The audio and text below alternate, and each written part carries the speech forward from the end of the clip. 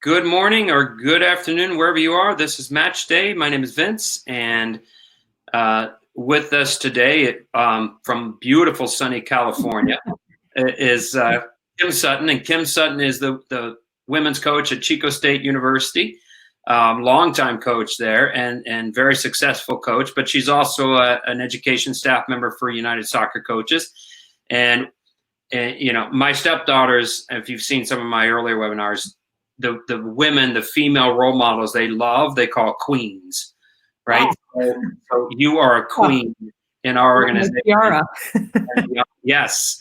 You along with Nancy Feldman's and the Deb Rabers and the Cindy Goodwins, and it's just, great, wonderful people. So thank you for taking time to come on. And I'm not sure if Ian's going to come on or not, but so here we are. We were just talking before coming on air, and we're talking about, this is the situation we're in. I just got off a webinar with how coaches can interact with their youth players, but you're at the college level. So what are you doing? Some of the things that you're doing that maybe people can glean from. Yeah. Hi, Vince. It's good to see you. Thanks for having me on today. I really appreciate the opportunity. Yeah, thank you. Boy, situations like these are great, and I really look at them as a grand opportunity to again grow ourselves as individuals and grow our team and our players. So we've obviously Zoom is a big mode right now, but I think in the general sense, trying to use this as an opportunity for players to grow in their leadership styles and their character and stuff. So trying to find creative ways to get them engaged has been not too challenging, but a little bit. I think we've had to think outside the box, obviously, quite a bit on it and do some things besides Zoom. So ironically, the old-fashioned telephone and calling people has become a one-on-one very popular for us. It's really been effective, and kids are having great conversations with each other. So I've got all kinds of ideas and things I can throw out there. I don't know which direction you really want me to go. Yeah, no. Yeah, I mean, well, let's get to some of those ideas. But I mentioned that again earlier on the webinar I was just on. I had an English soccer coach when I was a kid, and these are landline days. And I never forget when he would call all of us in our off season. Because we didn't have year-round soccer back then, and I remember those phone calls.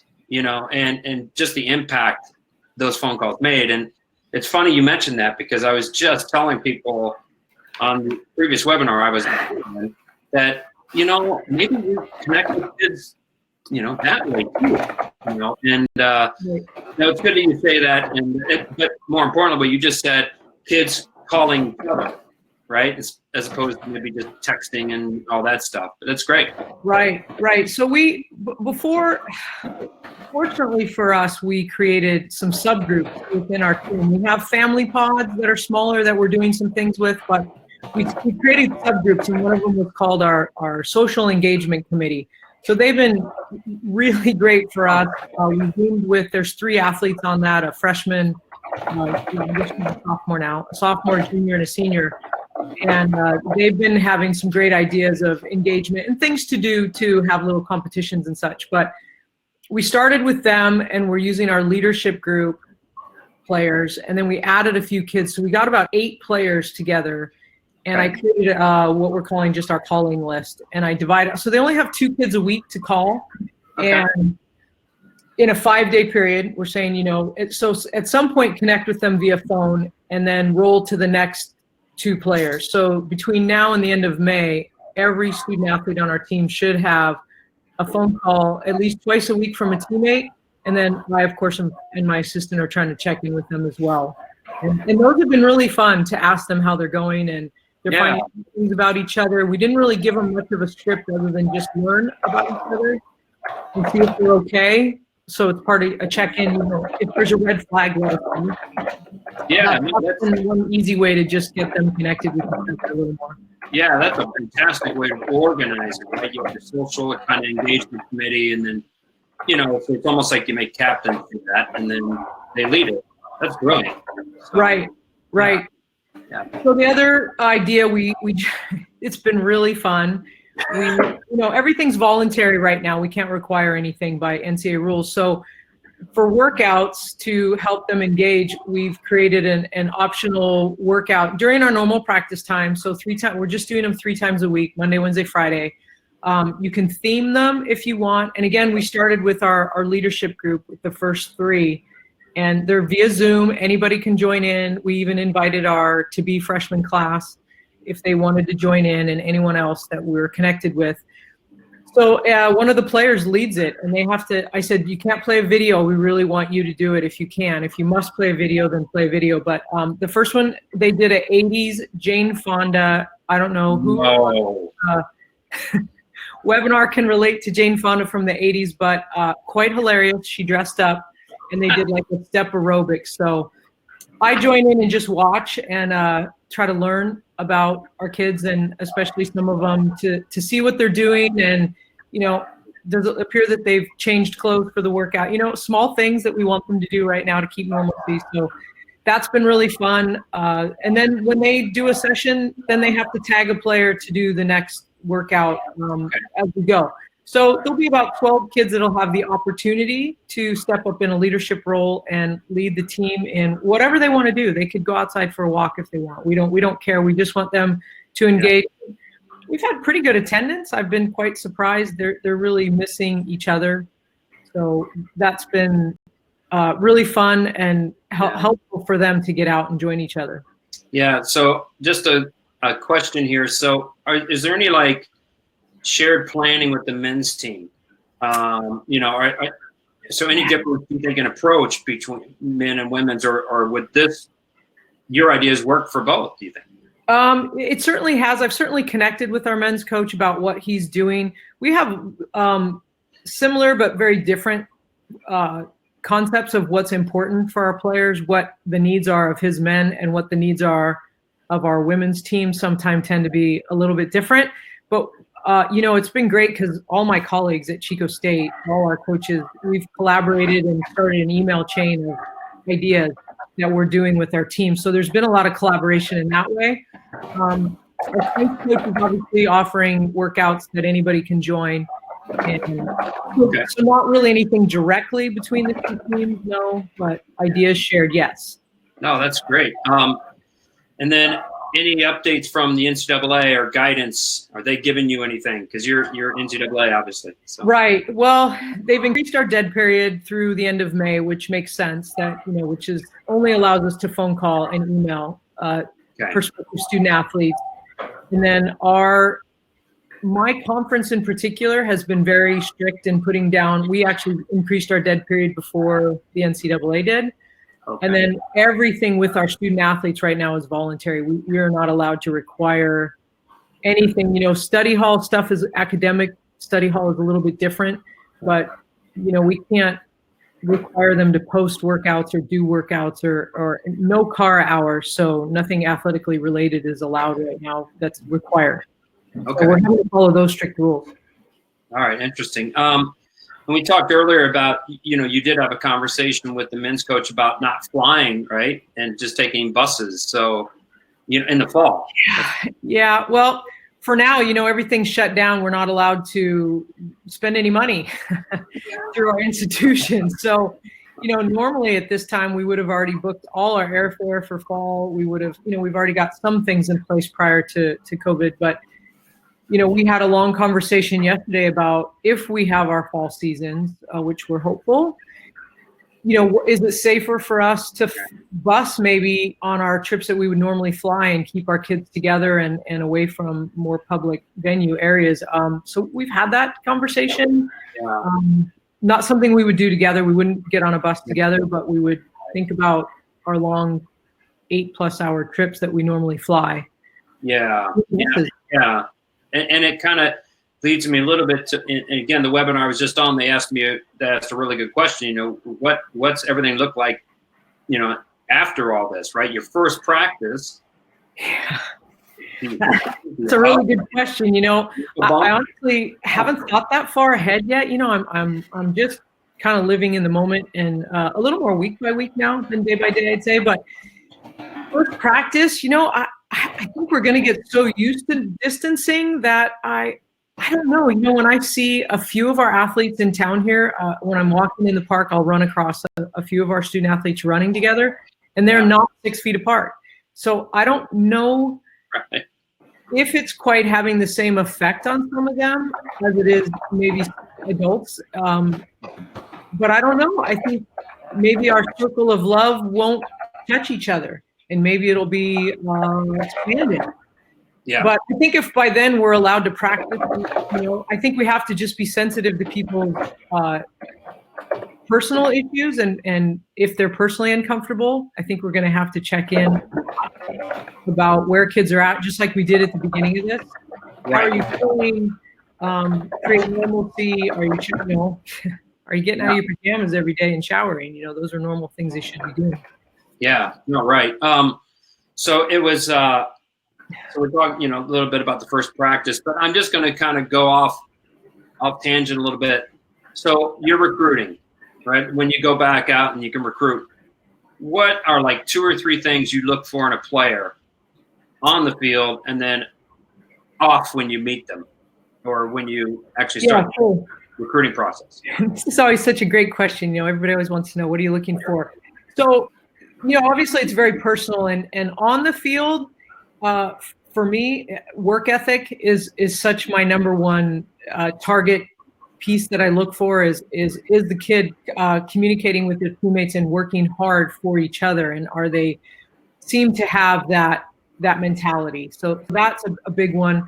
The technical and tactical parts of the game, certainly tactical is a little harder to get an understanding if they do have it in you have to see them play multiple times, obviously.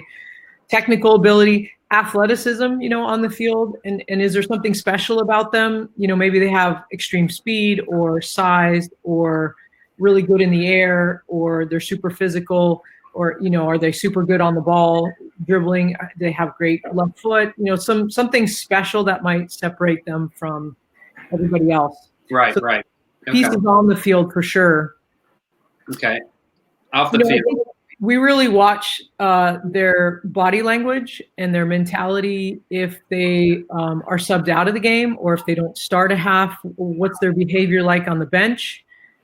If we can stick around a little bit afterwards, if it's a top recruit, and watch their interaction with their teammates, with their coach when the game ends, even how they greet their parents, and talk to them, and what that interaction and dialogue looks like from a distance, obviously. Yeah, it's so funny you mentioned that, because there was a guy that was the assistant coach one time at University of Notre Dame men's, and he went to watch this recruit, and Bobby Clark was the head coach at the time, but his assistant was out watching a kid at a game.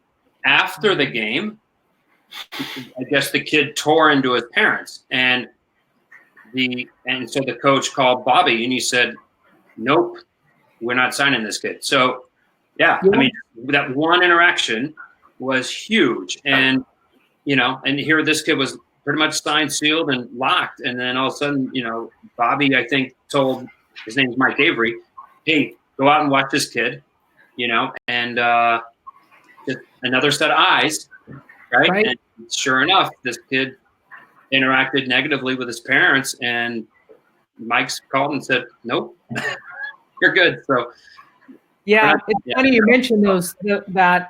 I've heard that from other coaches. We've only one time have I made that kind of a call in the office based on their behavior with their parents, and kind of just being very rude to their parents. And at the end of the day, I just looked at the recruit and said, I just don't think this is going to be a good fit for us. And those are such big pieces that, gosh, especially some of us who've done this for so long, there's a tolerance level that changes, and we try to be patient. And certainly with the generations today, we've adapted a bit as coaches, as we always have to do. As the individuals coming to us are different in many ways year by year. But having a tolerance and a baseline that can understand young student athletes today, and be acceptance, and how do we communicate with them, and if you don't feel like you can connect with a kid, I think it's, especially soccer teams, we have such, I have 35 kids on 30 to 35 student athletes, and it's hard if you don't feel like you can get through to them. Yeah, no. And I guess another reason why I asked the question is prior to going on the air, we talked about the college coach diploma that we just rolled out this year. And unfortunately, our first class had to kind of be postponed. But these are types of topics that we want to discuss in this college coach diploma. So we asked you to kind of take the lead in this and kind of, be the leader in creating this college coach diploma. And if you want to, ask or share with everybody, and maybe hopefully we talked about maybe we can get pieces of it online this summer. So we'll see. Yeah, what a great opportunity to have a diploma like this. I think college coaches' jobs, are so specific and they're different than what people think. We're just not on the field playing soccer and coaching them on the field every day. Most of our hours are dealt with team management and how that scope is just so big, and admin and assistant coach development and all those things. So the college coach diploma, I just think, is a fantastic opportunity for us as an association to give some specific nuggets to coaches about pieces of their job that are spent more time on than the X's and O's. And so having team management issues, player development issues,